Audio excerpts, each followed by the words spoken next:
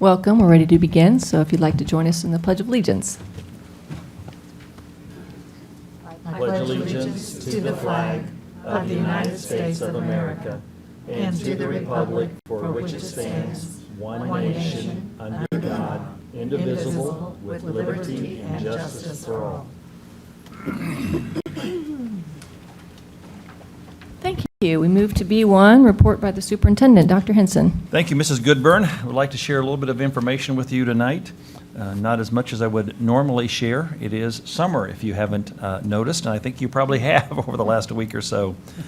The Broadmoor Bistro, home of the district's culinary arts program, won the Idaho Potato Commission Leadership Innovation Award for 2016.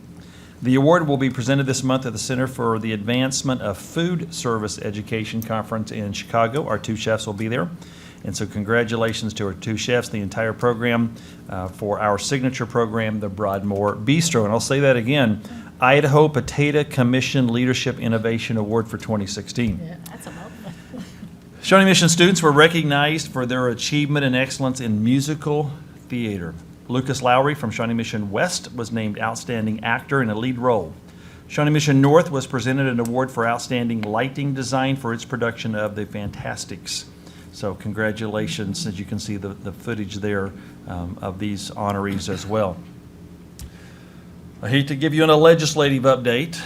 We would like to be able to say the legislature has adjourned and won't return again until next January, but certainly that is not the case. Legislature returns to Topeka on Thursday. The hope, the goal is that the legislature would have a remedy, fix, if you will, to the current school finance situation, that they would resolve that issue quickly and then adjourn and return back to their home districts.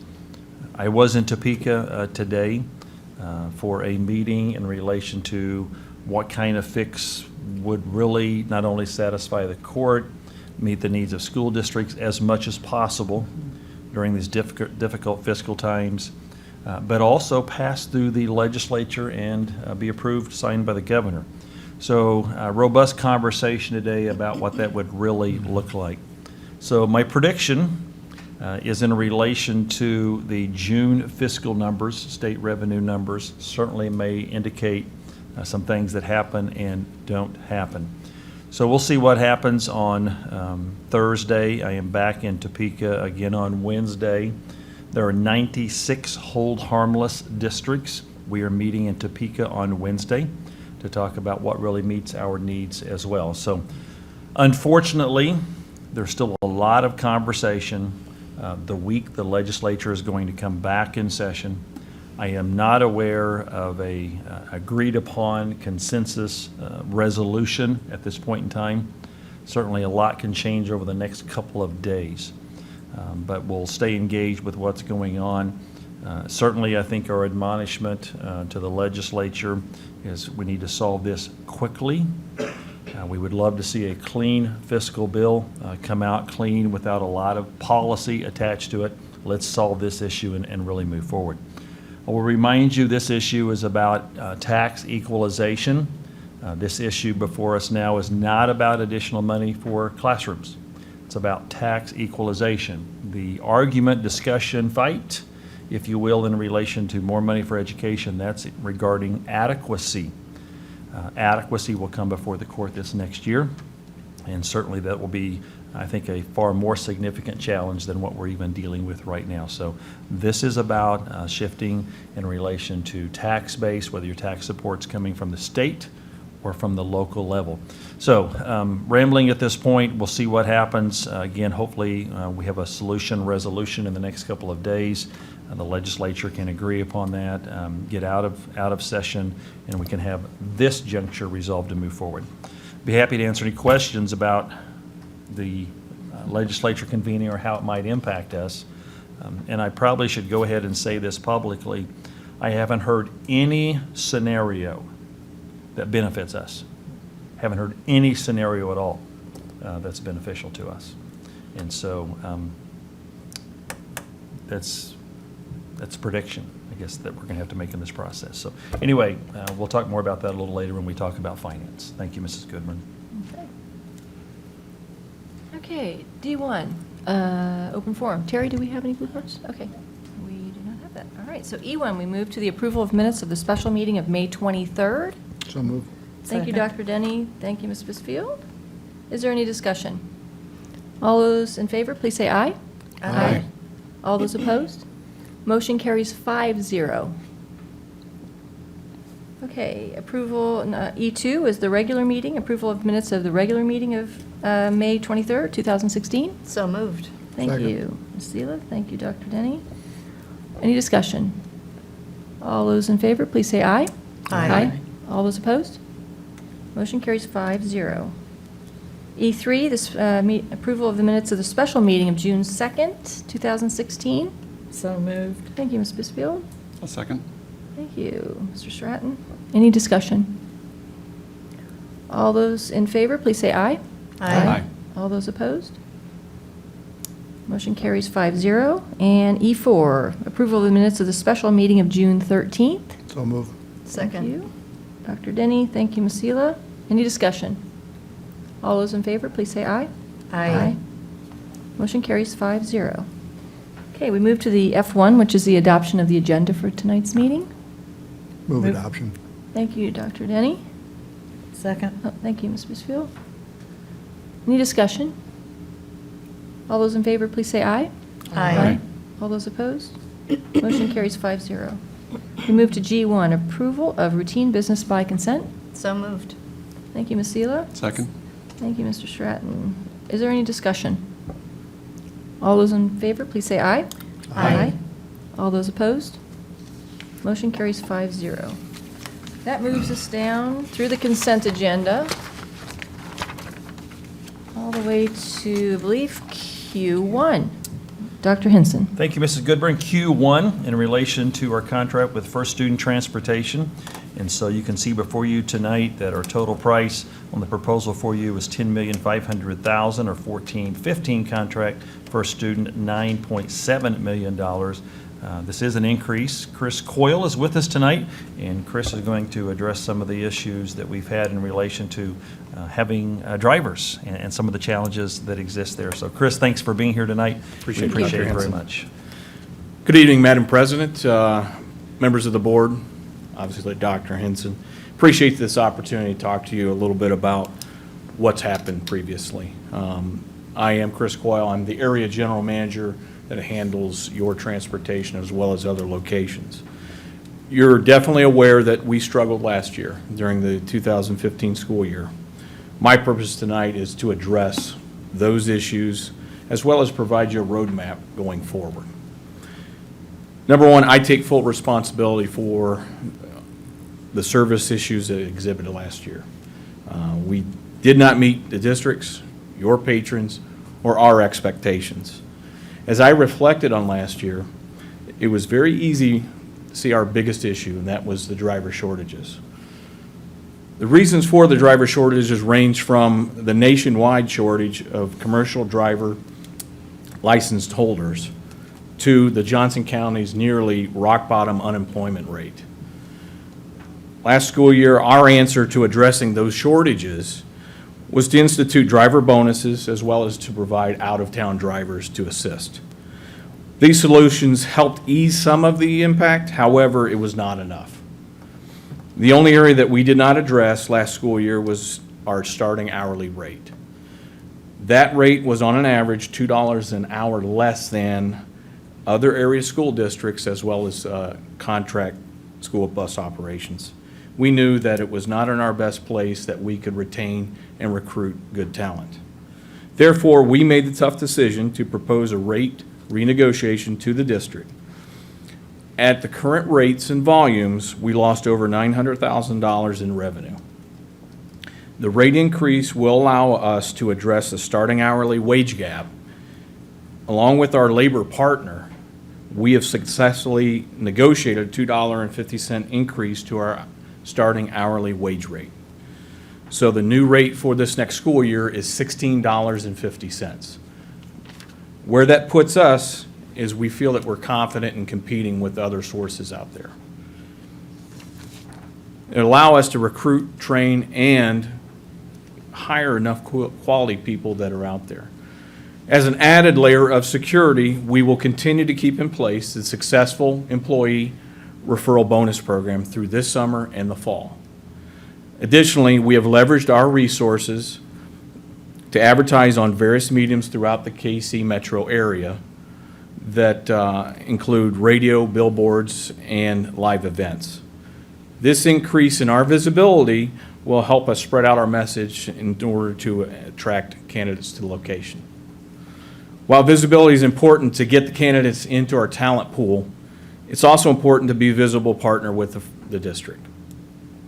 We recognize that we needed to improve our communications with the parents and schools last year. We will be using a couple new methods to increase the communications going forward. First, we will be working closely with the Shawnee Mission School District Administration to provide transparent view into our operations and performance.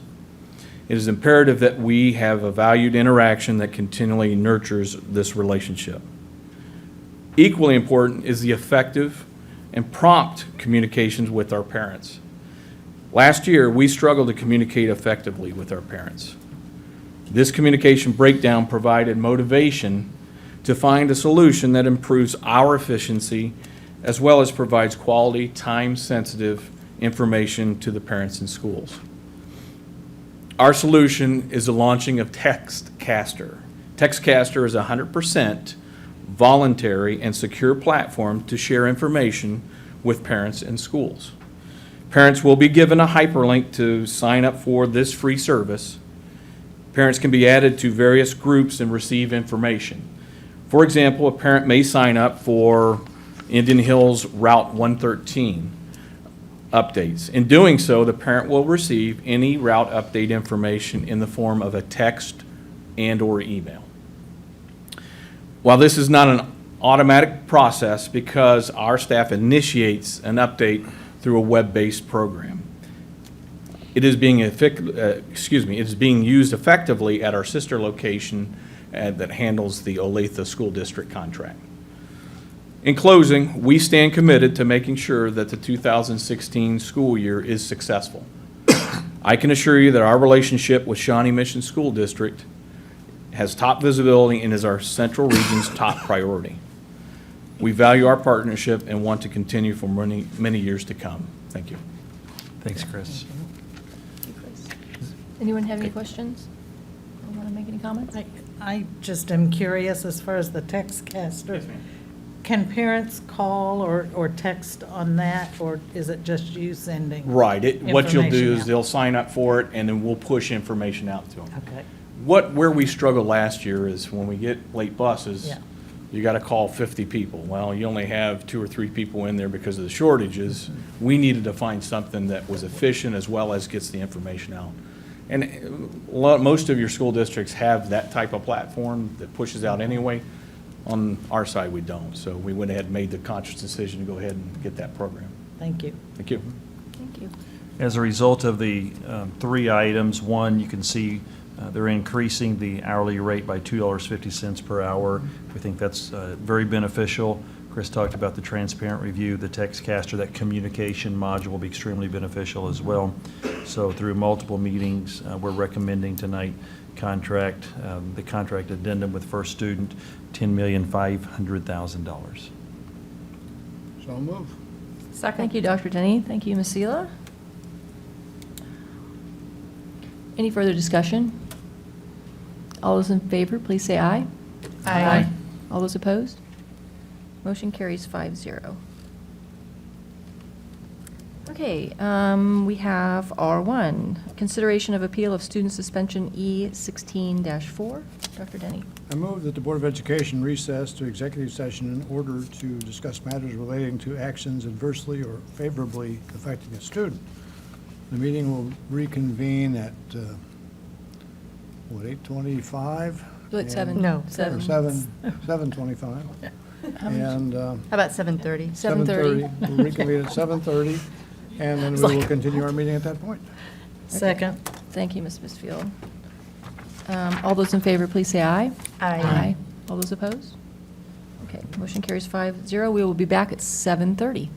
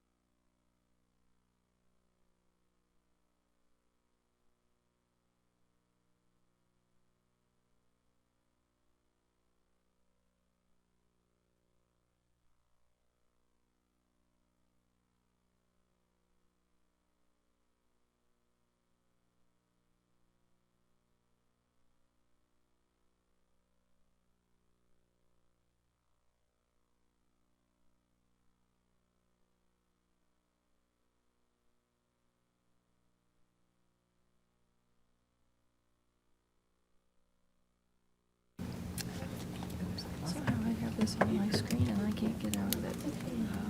Sorry. Sorry, now I've really done something. Oh, well. Okay.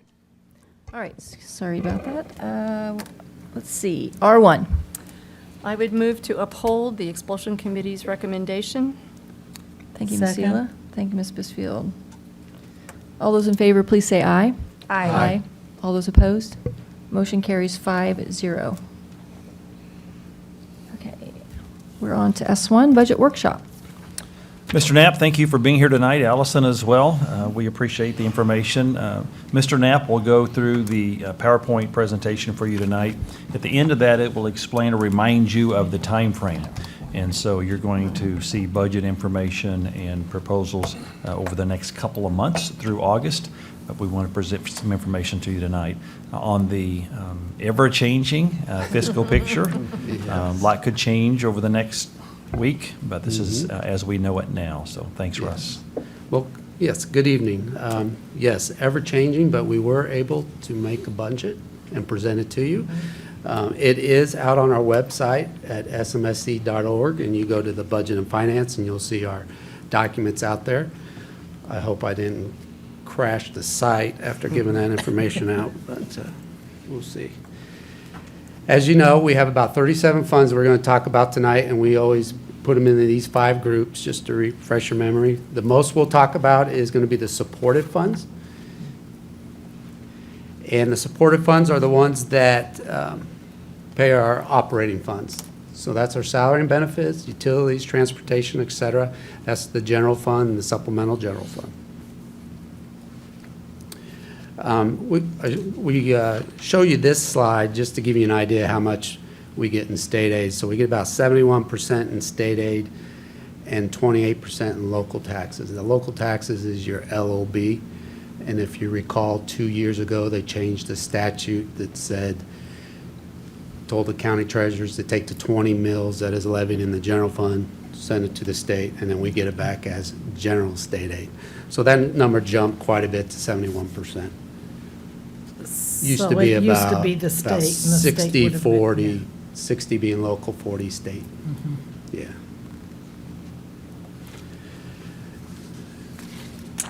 The funding assumptions that we use for this scenario is, again, the second year of the block grant. This assumes that we will lose supplemental state aid of about 1.5 million, so that's on the formula of doing it 81.2%. We're going to get a little bump in the cost of living. Our rate, we know what our rate is for next year, so it's going to jump up to 3.73 from 3.5, net about $150,000 in additional money.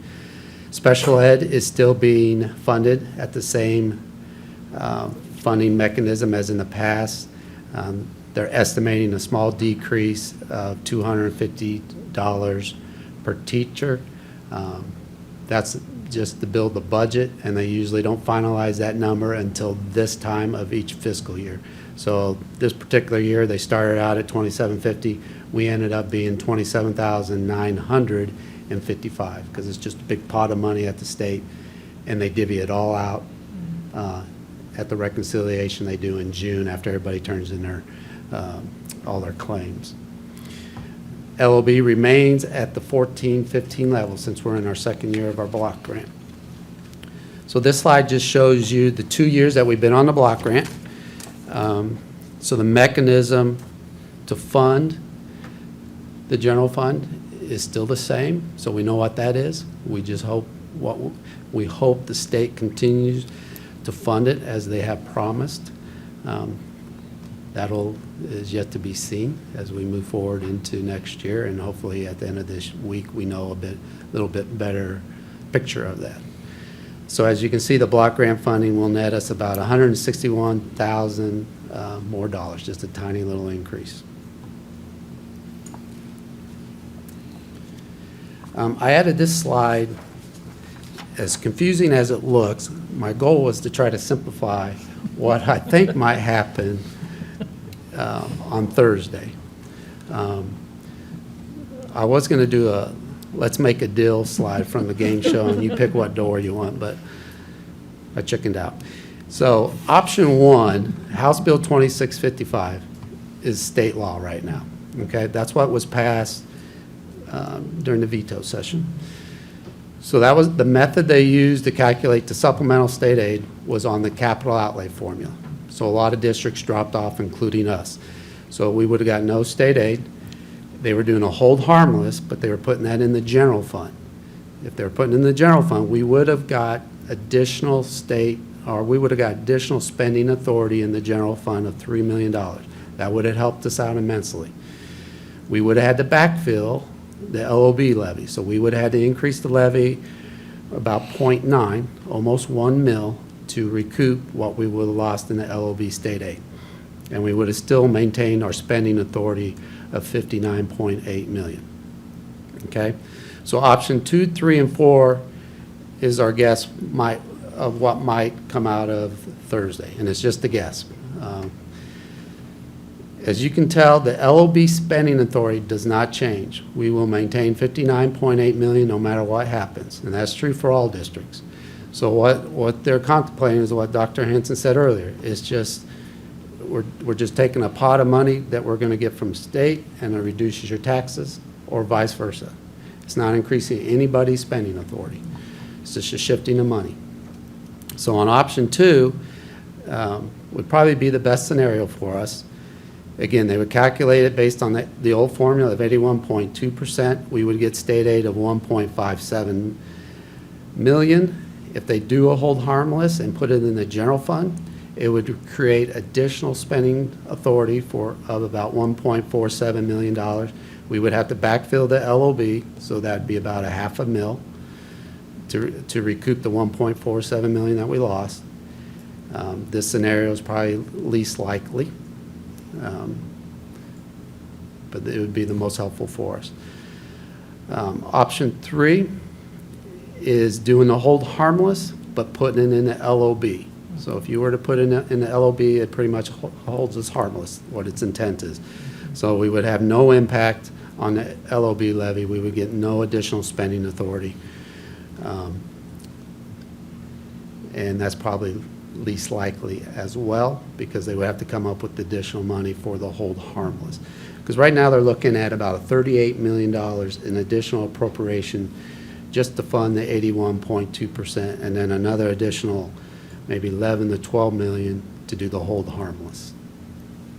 So option 4 is probably most likely, because it costs the state the least amount of money. It does not involve a hold harmless. They would go to the 81.2%, and we would lose 1.57 million in state aid. We would be able to recoup it through an increase of about 0.433, and again, we would maintain our spending authority of 59.8 million. So we would not lose any spending authority. We would just have to increase our mill levy about 0.5 to recoup what we lost in state aid. Russ, I think this helps a lot, and let me interject a couple of things. So the 38 million that Russ is talking about is to make the 81.2% equalization on LOB. That is 38 million that the state either has to create that's new, bite my tongue, or find on what they're already spending on K-12. So the state cost increases, and across the state, 38 million less is collected in individual school districts. We are certainly not one of those. That's the 38 million. Is it going to come from the state, or is it going to come from local school district taxpayers? The hold harmless, that 11 to 12 million, that also involving the 81.2, that is also, is it going to come from the state, or is it going to come from the local taxpayers? So the total cost there is about $50 million. We continue to hear from the legislature there will not be any new money. We've been trying to define new money, what that means. But if there isn't any new money, then it has to come from funds that are already being expended within the budget somewhere, or monies that were not expended. So let's talk about $50 million. $50 million is a significant amount of money right now, not in relation to the over $4 billion of state funding, but 50 million in light of the current state fiscal situation. So as the legislature reconvenes, the question will be, where does that money come from? We could see a reduction in state funding that would be column 5 to fund the 38 million. So we could lose, I don't know if it's the worst case scenario or not, it's not getting any better. We could lose the LOB equalization. We could also have a reduction from the state in state funding. So again, they're going to take from existing proceeds and spend it somewhere else. So that's a possibility in column 5. Now, not a part of the budget presentation tonight, but it impacts our budget. If the state revenue for June is extremely negative as it was in May, then everything is probably on the table as well. Could we see an allotment at the, which is a reduction as well at the end of June? I don't want to forecast this and it come true, but unless the state revenues change the trend they're on, unless there's a change, the likelihood of allotments this next fiscal year, which starts July 1, that likelihood is extremely high. And again, when we start talking about Shawnee Mission, is that a loss of 1 million, 5 million, 10 million? We simply don't know the answer. Early indications, we don't like what we're hearing out of the June revenue estimates. It's only the 20th, I understand. So, but those factors are going to greatly impact what occurs here. Thanks, Russ. Very good.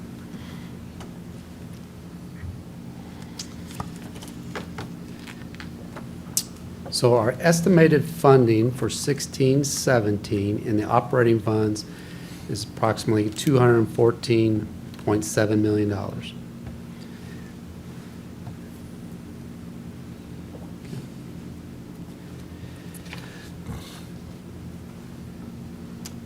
These are the budget assumptions that we use to build the expenditure side of the budget. Professional growth is included. We estimate that to be about $450,000. That's the column movement for the teachers on their schedule. There are no salary increases built in at this time. The recapture fallout we maintained at $4.5 million. That's that concept that we use when we know we're going to have savings and vacancies and budget lines. We did reduce 29 FTE in staff for savings about $1.2 million. That's mainly from the classified. The budget does include the increase of a health cap to $600 per month per a single health plan. It was what was it? It was $583 a month, so it's a $17 per month increase. That's built in already. And as you heard earlier tonight, and you approved that we built in $1.2 million for that. Utilities are going up about $1.5 million, mostly on anticipated maybe 8% electricity rate, and then a little increase in our internet services because we took this past year and built out the capacity of our wide area network. Now we're going to have to pay a little more internet service fees on that. And lastly, supplies and services, we anticipate going up $1.2 million. That's mostly in curriculum and instruction areas and professional development.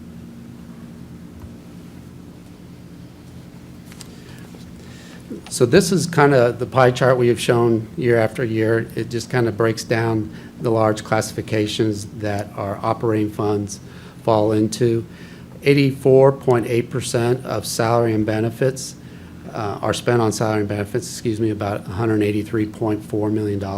That has slowly decreased over the year. It used to be like 88, then 87. Dr. Henson, the last couple of years, we lowered that a little bit.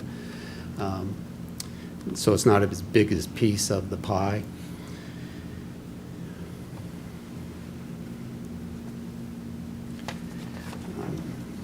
And then this slide is, we kind of summarize it all up, our operating fund balances First, I wanted to touch on the projected 2015-16. You know, we still have about 2 more weeks to go, and we'll close the books out on June 30th, is the end of our fiscal year. We anticipate in our operating funds to have about a $1.5 million surplus, leaving an ending balance of about $14.3 million. Workers' comp, if you notice, we are going to transfer $1 million to that fund and try to bring that fund balance up to $2 million. In our renewal application last fall, they requested we've always maintained $1 million, and our luck finally ran out, and they said they did their calculations, says you really need to have about a $2.6 million. They did agree to let us over 4, 5, 6 year period to slowly increase that to $2.6 million. Since we did have the available funds this year, we're kind of anticipating that we can do about $1 million and get that up to about $2 million this year. That'll be one of the last transfers we make at the end of the fiscal year. So that's still under control and up to we'll decide that in a couple weeks. But that's what we anticipate doing. So we'll get that balance up to about $2 million, and then maybe can do a little bit more in the future years. So our anticipated budget for 16-17, right now we're looking at a $1.9 million deficit, which will bring down those fund balances to about $12.4 million. Do you have any questions on that? Because I'm going to move off of operating funds, and before that, if you guys did have any questions, try to address those. Okay. Real quick, the flow-through funds to the state, again, is declining enrollment, cost of living. Those are local taxes that we collect, send to the state, and the state sends that back to us through the block grant. CAPERS is the in and out. They send us the money, and then they take it back. The $23.8 million is a little bit larger than normal because if you recall, the fourth quarter payment, the state delayed that and supposed to pay it by October of next year. So we'll technically have 5 quarters next fiscal year. Self-supported funds, these are the funds that they stand on their own. They have their own revenue sources via fees, might be some taxes, but we do not transfer any money to these funds from the operating funds, so they stand alone. There's a list of them here. The big one, obviously, is our food service program. And then the more common ones that you've seen year after year. Then I'm going to move into our capital and debt retirement funds. Again, this is our capital outlay fund that we use to maintain our buildings, parking lots. Last year, you recall, they expanded the usage that we can buy some software, which we took advantage to buy our Business Plus software that was presented to you a couple months ago, and some uniforms. These funds cannot be used for operating expenditures. Okay, separate pot of money. Our assessed valuation, we anticipate a 6.28% increase, almost bringing up to $3.4 billion. We still have not received our initial estimate from the county, so this is based on a meeting we had back in February. But usually it's pretty close to this. So we'll get the assessed valuation in June to build our budget on, and then it's not finalized until October in the fall. But we are trending back, so about 4 years in a row now, this assessed valuation has grown after, you remember, about 5 years where we had some decline in assessed valuation. Russ, there's been a lot of discussion publicly about assessed valuation and how it impacts public entities. Would you briefly explain an increase in assessed valuation and how it impacts school districts, please? Yeah. So when the assessed valuation goes up, the real impact it has is on the capital outlay fund. So any assessed valuation, we levy 8 mills in the capital outlay fund. If assessed valuation goes up, then we're going to have an increase in tax revenue. We get to capture it, and we keep it, and we can spend it on projects. If we jump back to the LOB fund, where you're capped at that $59 million spending authority, if the assessed valuation goes up, it does not provide you any additional revenue. It lowers the mill levy, which is a good thing for the patrons, but it's misconstrued that it increases our revenues, therefore we get more spending authority. That is not the case. It's always That mill levy is always backed into to create enough revenue to spend that $59 million. Bond and interest, it also helps. It provides you more revenue, but again, you're only going to levy enough to pay off your debt. So you can't bank a lot of money there. You just, whatever your debt payments is, you back into your mill levy, and that's the amount of revenue that you'll generate to pay off that debt. Thank you. So on our capital outlay revenue, we anticipate about a $47.1 million in revenue. We do have $18.9 million left in bond authority from your original approval of $85 million. At this time, we don't anticipate issuing any capital outlay bonds for this fiscal year. You know, we just did some bonds, $28 million worth of bonds to help finish off the Center for Academic Achievement.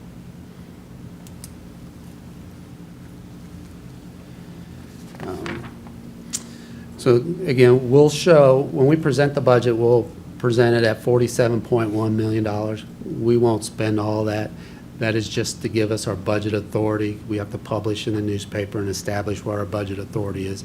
So we don't have to go back and republish. We'll have that authority. We do have a line in there, about $5.6 million that we haven't allocated for projects. So the other two big chunks of that, is, as always, is the $17.5 million for operation and maintenance. That's a lot of your cycle projects and probably a lot of the air conditioning that we got going on right now that we're going to split between bond and capital outlay. And then another about $15.9 million is dedicated to your bond and interest debt. And if you recall, in capital outlay, your debt can only be 5 years. So I think in 2 or 3 years, the debt that we took off for the Apple devices will drop off, and then they'll be dropping off by about 1920, I think, will be out. This is our debt graph that we always show you on our current debt structure. When we originally did the bond issuance, now we're jumping over to the general obligation bonds that we did the referendum, what was it, about a year ago? January 15. January 15. And we issued $111.5 million. So this is our past debt and also that $111.5 million debt. We anticipate our mill levy to be 7.434, which is what we said it would be when we did the referendum. So this is the existing debt. Then we're going to, so on the bond and interest, the expenditures is 27.9. Again, that is to establish our budget authority, and we'll probably be coming to you August, September to reissue $111.5 million, the second half, which is the full $223 million. We've been working with George K. Baum to work on a scenario that best fits the mill levy and the strategy for when we need that cash flow.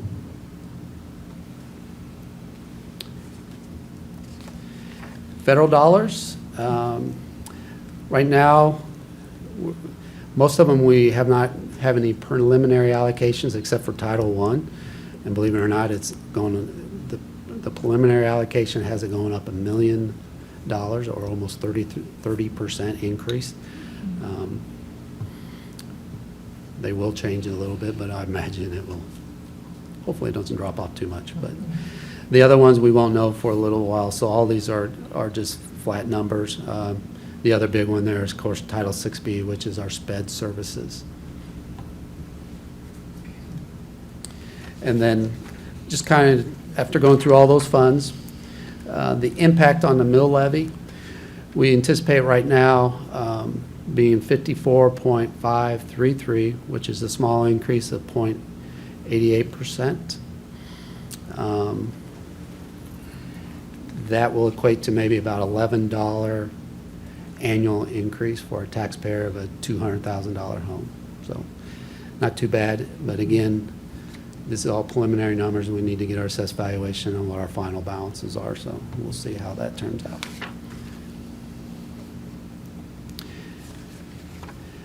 And then this is just a picture of our total budget.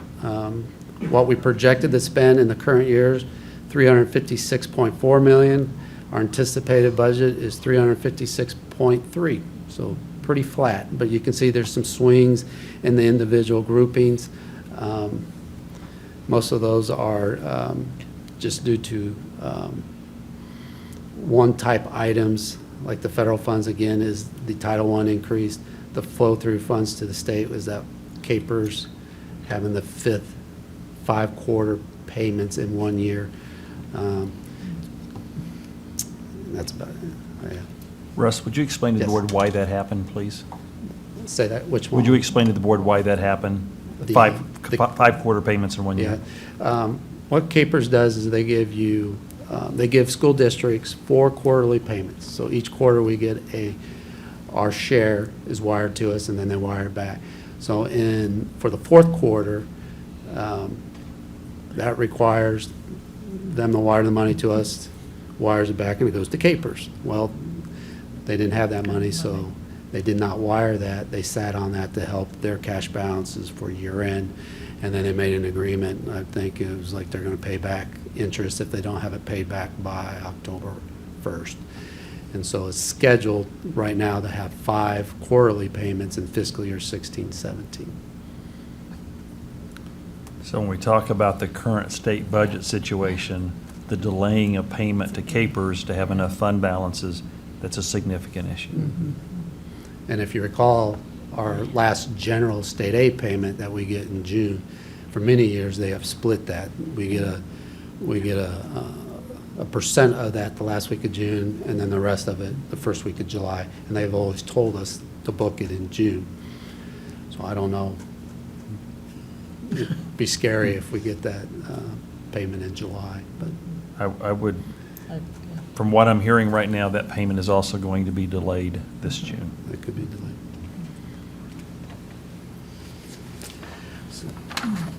So on the timeline, of course, the budget workshop was tonight.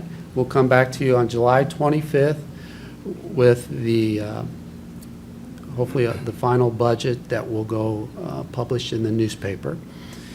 And then, once it goes through its 10 days of publication, we'll have our budget hearing on August 15. That's when the patrons can show up at the budget hearing prior to the board meeting. And then you'll approve the budget at that time. And that concludes my presentation. If you have any questions. I have one question about, I remember at one point they were talking about maybe sweeping fund balances. Can you talk a little bit about that and where we sit in that regard? To pay, to pay for things, yeah. Currently, which could change by 9 o'clock, I'm not hearing conversation about sweeping fund balances. That doesn't mean it's off the table. It's certainly been talked about quite a bit over the last few weeks and months.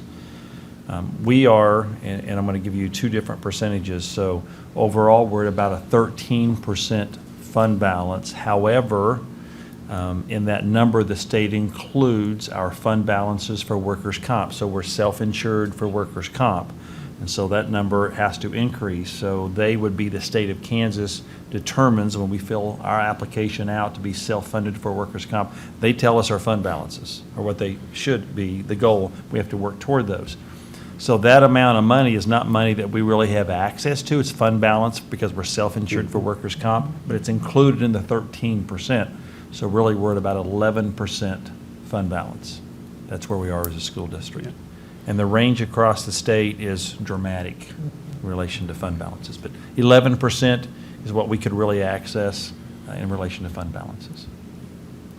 Yeah. And I guess it would be fair to say, too, if they do any allotments between now and June 30th, that would come out of we'd have to absorb that out of our fund balances. So, which is a great point, and I'm going to say this one more time tonight and a lot more in the future. So we're in a situation, delayment of Capers payments. It's a flow through to us. That's a revenue problem. We're in a situation that we probably are going to see all or a portion of our June state payment be made to us in July.